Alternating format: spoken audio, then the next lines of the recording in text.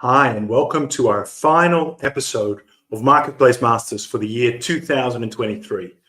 Brought to you by Merchant Spring, the ultimate destination for marketplace analytics.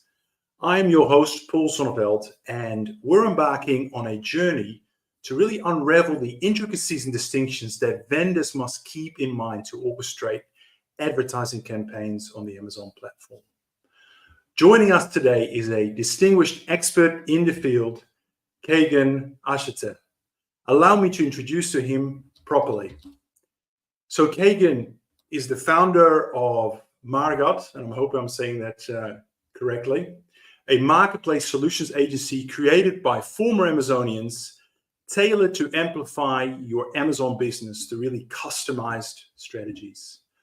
Now, Kagan boasts an impressive track record with over 8 years of industry experience, including a noteworthy 4 years spent within the corridors of Amazon itself.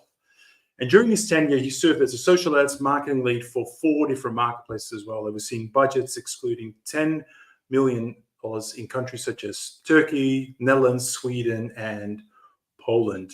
So we're absolutely honored to have you on the show today, Kagan, and welcome. Hi, Paul. Thank you very much for the amazing introduction.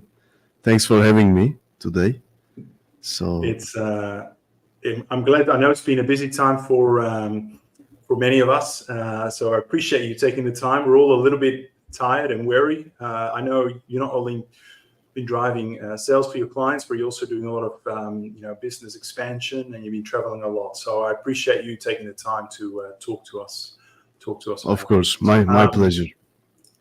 And I love what you're saying before about this show today is really going to focus on some of the intricacies and tactics, right? Because the overarching banner is always, well, advertising is the same platform between vendors and sellers. So what's the difference? And I cheekily sort of posted that on LinkedIn today, but there are subtle differences, really important differences. So let's really sort of get into those. So to start off, let me just throw a question at you here. What are some of the distinctive challenges that vendors face, in their Amazon advertising efforts? And, how can they navigate these challenges effectively? I guess for me, there are like 4 points which are very important for vendors.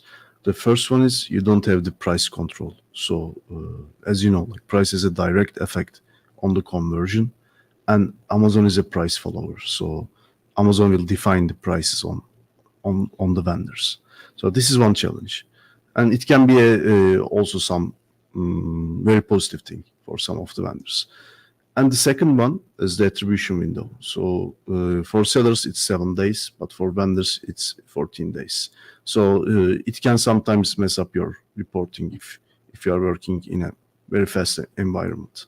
And third one for me is the unit economics. I mean, due to the cost prices, sometimes you cannot have enough margin to advertise. Amazon will going to ask for funding from you if they are not profitable. So it is very hard to balance this out. For sellers, it's easier, I would say, because you will define the prices.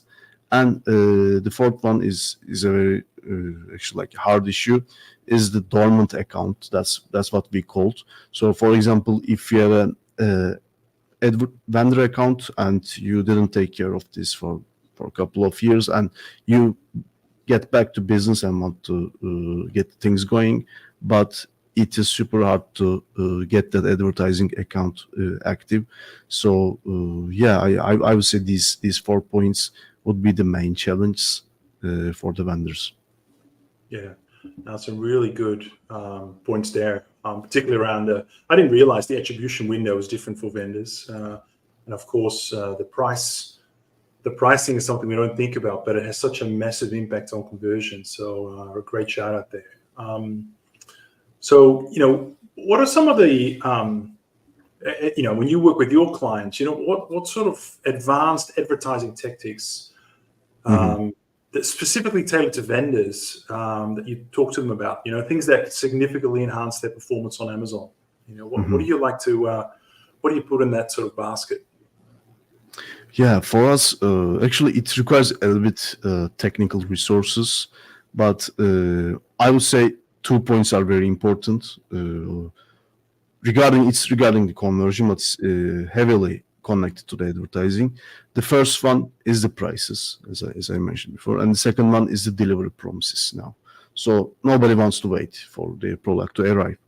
And how it's connected to the advertising. If the delivery promises are extended, maybe like I need to explain what delivery promise is. Like on the product detail page, the customers are seeing when they are going to achieve that specific product after their purchase. And how it's important is like if the delivery promise got extended, if Amazon says to the customers like your product will arrive in 30 days, then nobody going to buy this, right? But still there will be traffic on this product. So it is super important. And how we are leveraging this on the vendors, I would say for the price, Amazon is defining, right? Amazon doing the price matching. By the way, as an extra information, Amazon does the price matching 3 times a day on random hours to eliminate any kind of fraudulent issues or fraud issues. And for the delivery promises, it can change a lot. Usually, people thinks that delivery promise doesn't change after they get inventory in stock, etc. But the reality is, for example, you are low on inventory for vendors. I'm talking about, and if you are some sort of open POs, open purchase orders, delivery promise can extend huge time. So Amazon will going to assume that okay, I will run out of inventory, but I have an open PO. Somehow I'm going to get these products, but I'm going to deliver these to the customers in a more extended timeline, and it can extend in a very extended timeline. So I would say this will kill your conversion also. So we can divide this into 2 points, such as like defensive and offensive aspects. From the defensive point of view, if you notice a price drop on your products, you might want to increase your advertising spend. So as anticipating higher conversions. Like in theory, this should not affect your profit margins, which will be like contrary to what happens in the seller model, because on the seller you are going to eat out from your margin. And for this one, it is a bit rare situation, but sometimes Amazon is going to drop the prices, then you will boost on the spend to double down on it.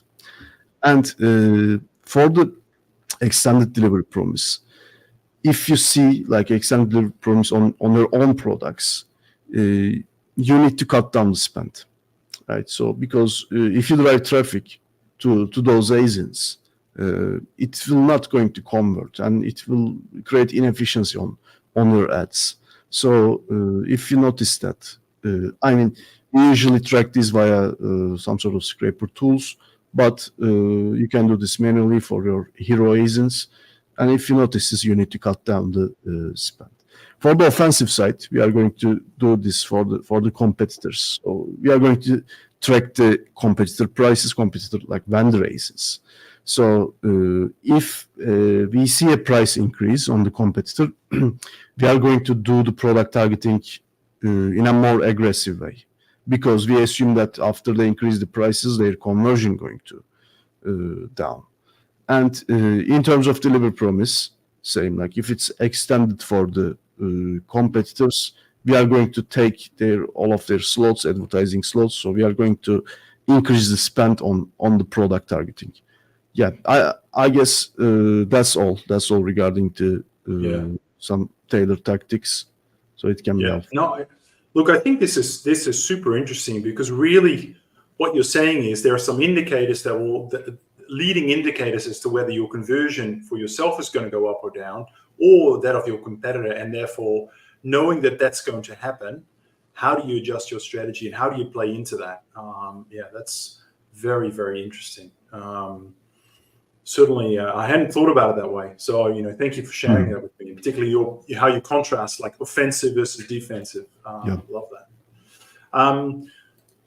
Now, I know a lot of our vendors don't really spend that much time in Vendor Central. It doesn't have a good reputation, despite getting a little bit of a cosmetic facelift recently. But how should vendors strategically leverage Vendor Central to optimize their campaigns on Amazon, and maybe more permanently, more pertinent?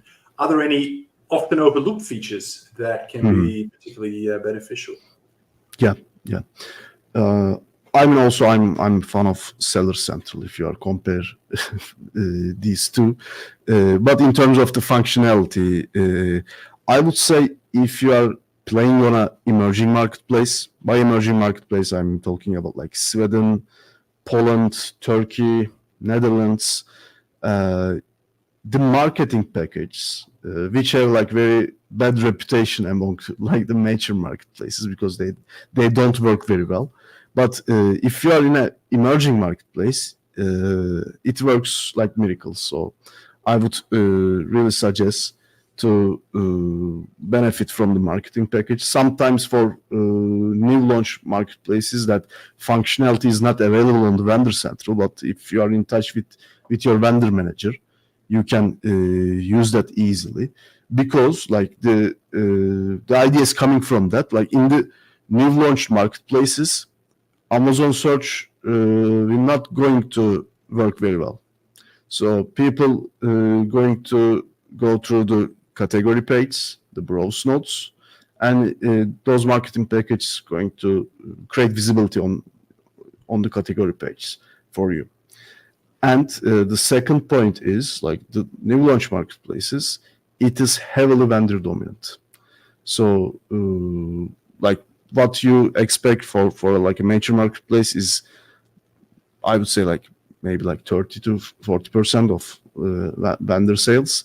But in an emerging marketplace, it can go up to 80 to 90% share of voice for the vendors. So they dominate the sales in the first year, or like first 1 to 2 years.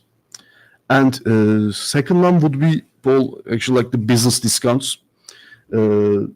It's pretty same with the Seller Central. It will be funded by you, but it has a huge effect to increase the like average order value and the conversion for the business customers. If your products are suitable for this, you should definitely leverage. And one like small insight on this also, if you have AVS, like if you are using Amazon Vendor Services, you can request the industry-specific breakdown of your customers. So Amazon is going I just want to pause you because that sounds like Sure. a really important nugget. I just want to sort of ask you, can you explain that a little bit more? Because there seems Sure. like a little nugget there. Sure. So, for example, if you are selling like toilet rolls, and like 50% of your sales are coming from business customers, and if you have like an AVS account, you can talk with your brand specialist and request them to send the full breakdown list at industry level, which sectors from our customers are coming. So in the list, you will see that, okay, education. Then you will see like restaurants. I don't know, like those specific industries. And it will give you a very, very good insight that then you can extrapolate those audiences in your D2C or like in your other areas. Yeah, I understand. Thank you.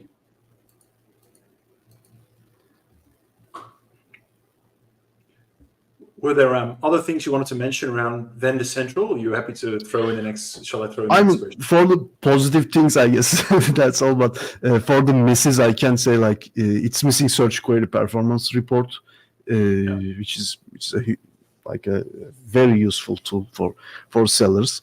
And also the second one would be like brand tailored promotions, which are working like very well for some of our clients.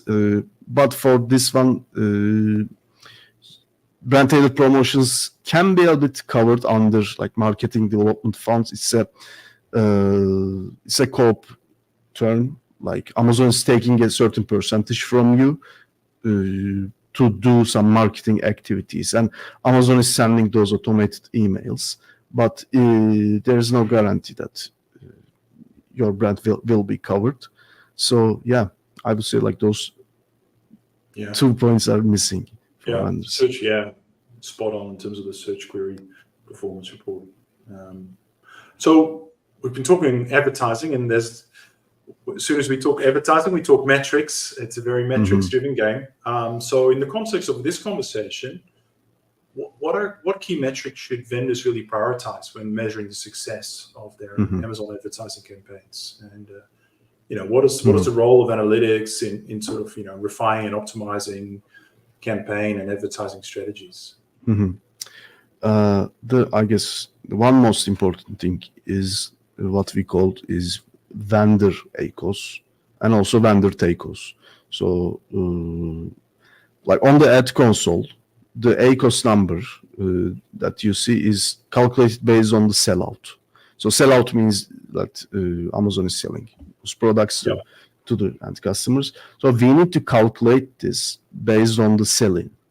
So we need to get the ad spend divided into total PCOGs of that advertised products. This will give us the vendor ACoS. And if we get like total ad spend divided into total PCOGs, it will give us the vendor TACoS. So I would say this is the most important metric for the advertising for vendors. And I suggest to break down this on the product level, because each product has like different margins, so it will be beneficial for our users. So I wanted to ask a follow-up question on that, because I get this question a lot. I'm always debating with my customers, our vendor customers, how to calculate TACoS, and we currently do it in 2 different ways. But your advice here is to do ad spend over the value of the purchase orders. So you're talking sell in. I just wanted to make sure I understood that, as opposed to, you're not talking like shipped COGS, sell out point of view. You're talking sell in, right? Purchase order values. It will be approximately same. So shipped COGS can work also, but they shouldn't take into consideration ordered product sales, OPS, what we call it, which will be like gross sales of the seller side. So they can take into shipped COGS or like PCOGS. Because so my only follow-up question there was, and sorry, I'm going a little bit deep, but I'm doing this out of my own agenda here. If you're using sell-in data, sell-in data can be pretty lumpy, right, in terms of purchase orders placed, and so in my experience, it never makes sense to look at like what was the TACoS for the week on a particular product, because you may be spending money because there's inventory in Amazon, but maybe there's no purchase order. So clearly it makes sense to look at a sort of a longer period for a particular product. Is there what's the time frame that you look at in terms of making sure it's representative? Like in that sense, like using a proxy would really beneficial. So to calculate that vendor ACoS, you can take like the average figures for each product. Then you can calculate. So, but I got your point. For example, you paid for the POs and they are not sold out. But what's the connection with the advertising with this, right? So in that sense, shipped COGS would make more sense. And to like understand the margin, like taking the average PCOGS value makes sense. To calculate the unit economics. Look, I appreciate that. It's in my experience, all different measures have slightly different benefits and drawbacks, but I guess it's about defining the one that's going to give you the best insight to make the right decisions going forward. Great. Okay, well, let's talk about kind of some real world examples here. Can you provide me a bit of a glimpse into maybe some case studies or client experiences? How have you worked with them? What have been some of the learnings along the journey, and any sort of nuggets or tips that some of the vendors that tuning into this episode can glean from you? Sure, Paul. Actually, this may not be applicable for all the vendors, but if you're a category leader, sometimes you need to expand your own market. Like, so you are the best seller in the category, and you want to still boost your sales. That Amazon prioritize vendor agents in external advertising, like Google Shopping, Meta Ads, Snapchat, TikTok, which is again, like as I mentioned, it's not related to MDF, like market development funds. And the thing is that you don't have any control on this. So what we need to do is, I'm talking about like for one of our clients, what we did is you need to increase the traffic, right? So you need to expand the market for the of Amazon. So you can use sponsored display or DSP, or you can use the Amazon attribution and drive traffic from Google Ads or Meta Ads. So if you like combine those like three growth leverages, what we've seen is like we have seen like a significant increase on the top line figures. So I would suggest, like, if you are stuck at some point, you need to push it via those growth levers in order to extend your market. And at this point, I guess that minimum viable go-to option would be like sponsored display. If you don't have like the SP seat, or like you don't have a allocated budget, so I would say like use the sponsored display to extend your market. Yeah. Would you say, because before you drew the distinction between sort of emerging Amazon markets and really mature Amazon markets, is this something that is more applicable to one or the other, perhaps, or does this work the same for both? I'm for the emerging one. Those advanced tools will not going to be in place. So for example, like in emerging marketplaces, like after the ads are launched, like as the product itself, the sponsored ads launch, it is not working pretty well. For example, if you're on a major marketplace and if you are selling, let's say, like martini glasses, and if you advertise on the very unrelevant keywords, Amazon will not going to give you visibility. In the first start, it will test, and after it doesn't convert, then you won't going to get any sort of visibility. But in the emerging marketplaces, you can infuse to every keyword possible. So and the bids are very low, so it won't work pretty well. So you can dominate the whole search by advertising on an emerging marketplace, and I don't think you need to expand the market on an emerging marketplace. So it will be a bit like taking your point. So if, for example, the Sweden is launched and you need to get your base up, you need to get your reviews, get your velocity, then like after Amazon expands, you're going to benefit from this. So usually that's how it works. Yeah, no, that makes sense. Now, you've worked with lots of Amazon vendors, both in your current business, but also whilst you're at Amazon. And if you think about all your experiences and you look at the vendors who did really well, great success, and those that didn't, what did you observe in terms of traits and strategies, or how they behave, or how they think? What did you see? Obviously, we're most interested in the traits of the successful vendors. Here. How would you summarize? I mean, I would summarize the ones who approach the business cases with a playbook wins. So, but the ones who have no plan, they cannot win. I would say like I observed like 4 main pillars for the business cases. The first one is like the business as usual. So you need to keep the sales up, or keep the sales at a certain level, right? So under that scenario, under that business case, you need to have a plan. for advertising, for like all overall business strategy. This is one pillar. And the second one is like if you want to increase your market share, you need to have a different plan. And third one is like it is very important. This is for the event periods. So you cannot act as you are in a like business as usual period for a Black Friday period or like or a Prime Day. So you need to have a tailored strategy for the event periods. And the last one, Paul, would be is the new selection launch.